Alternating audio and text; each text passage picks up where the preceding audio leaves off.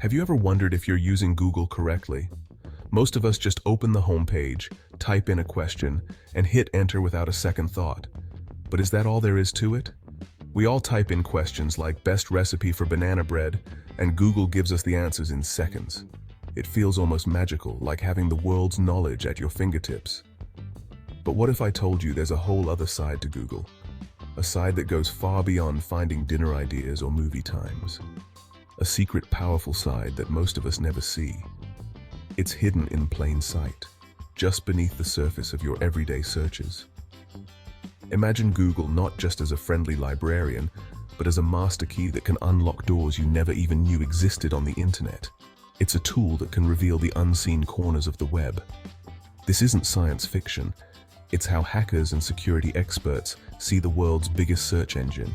For them, Google is a treasure map, and every search is a clue. They use it like a digital metal detector, scanning the vast beaches of the internet for things that were meant to stay buried. With the right techniques, they can uncover information most people never realize is out there. While you and I are searching for song lyrics, someone else could be using the same search bar to find a company's private financial reports, exposed databases, or even sensitive passwords left unprotected. This hidden method of searching is a game changer. It's a way to access information that was never meant to be public, simply by knowing what to look for. It transforms Google from a simple search engine into a powerful reconnaissance tool. With advanced search operators, you can dig deeper than you ever thought possible. Every day, millions of websites are updated, files are uploaded, and new pages are created. The internet is constantly growing, and so is the amount of information available. In this constant whirlwind of digital activity, things get missed. Mistakes happen, and sometimes sensitive data slips through the cracks. And Google, in its endless quest to index everything on the internet, dutifully catalogs it all. The good, the bad, and the unintentionally exposed. It doesn't judge, it just collects. Today we're going to peek behind the curtain and understand exactly how they do it. Get ready to see Google in a whole new light and discover the secrets hidden in plain sight. Alright, before we go any further, let's take a moment to talk about something absolutely crucial. We need to have a serious chat about responsibility, ethics, and the power of knowledge. What we're about to discuss is not just interesting, it's genuinely powerful and can have real-world consequences. Once you see it, you can't unsee it. This information will change the way you look at the internet forever. But with this knowledge comes a massive responsibility. You're about to learn tools that can be used for both good and bad. Do not, under any circumstances, use the information you're about to learn for anything illegal or malicious. This is not a game.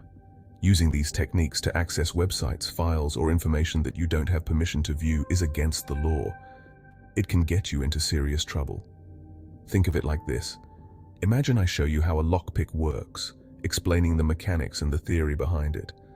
That knowledge in itself is perfectly fine, it's educational, and it helps you understand how things work. But the moment you take that lockpick and try to open your neighbor's front door, you've crossed a massive line. That's when curiosity turns into a crime. The same exact principle applies here. The intent behind your actions is everything.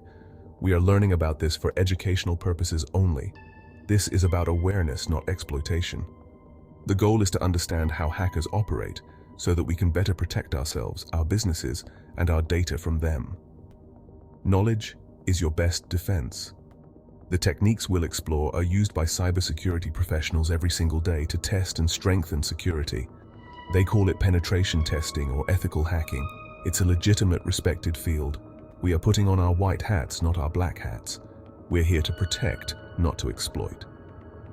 Now that we've got the serious bit out of the way, and you understand the importance of using this knowledge wisely, let's get into the fascinating world of what is known as Google Dorking.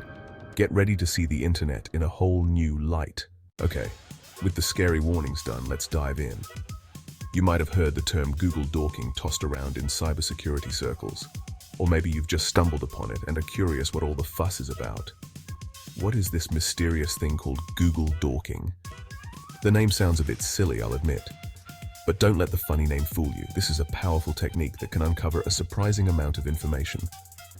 Essentially, Google Dorking is the art of using advanced search operators special commands you can type into the search bar to filter Google's search results and find specific information that isn't easily discoverable with a normal search. These operators let you dig much deeper than the average user ever would. It's like having a VIP pass for Google. You get access to hidden corners of the internet that most people never even realize exist. Imagine you're in a gigantic library with billions of books.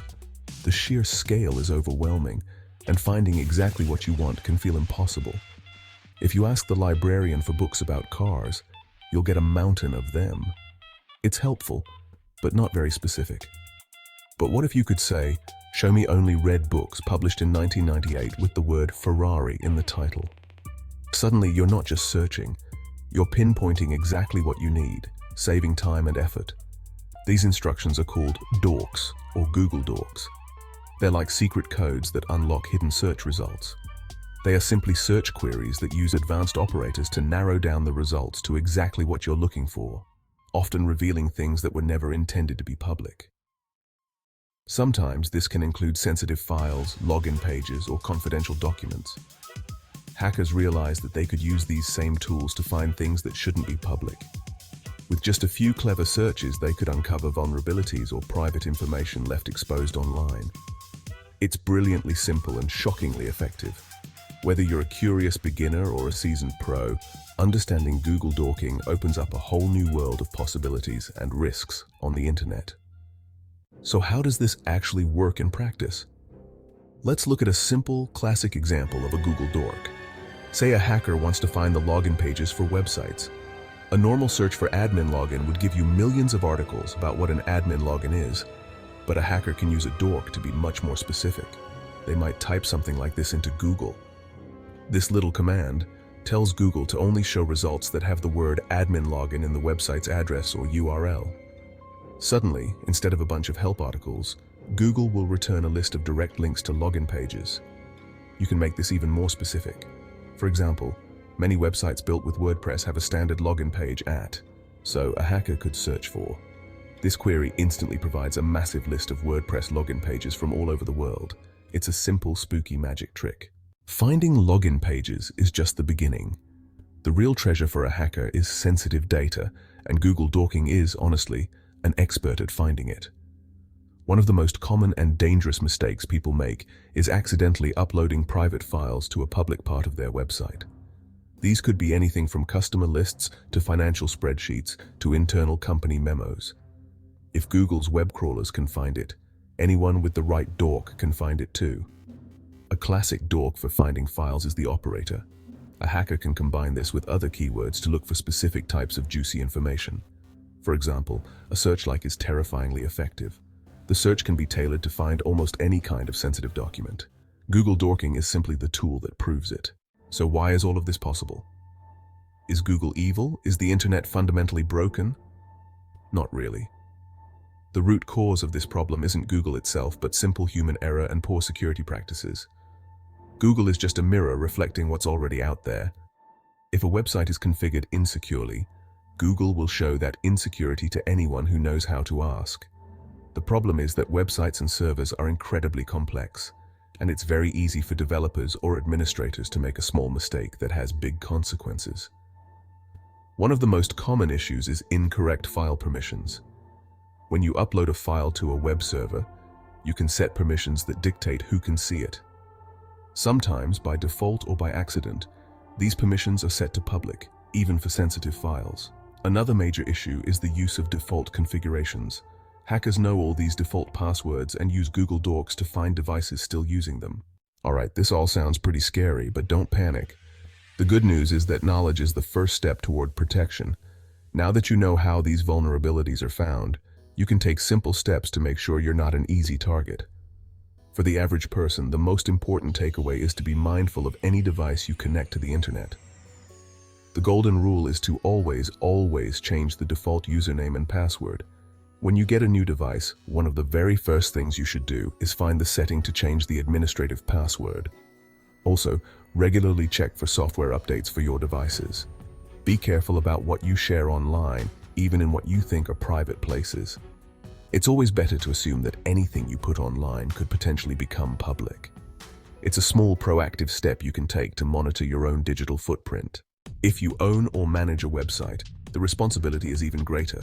You're not just protecting your own data, you're protecting your users' data too.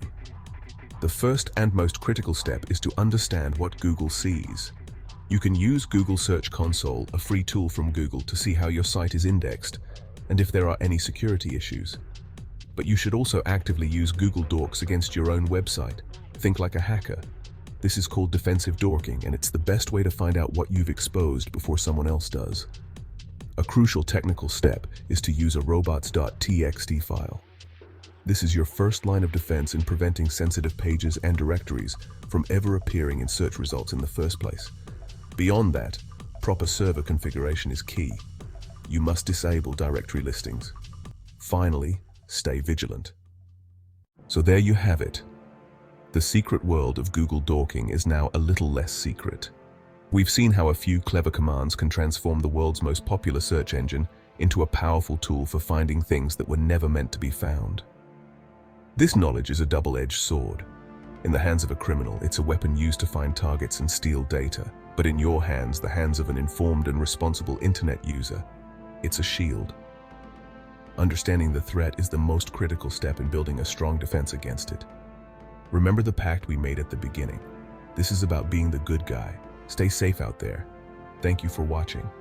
Don't forget to like, share, and subscribe to Cyber Defense for the latest in cybersecurity.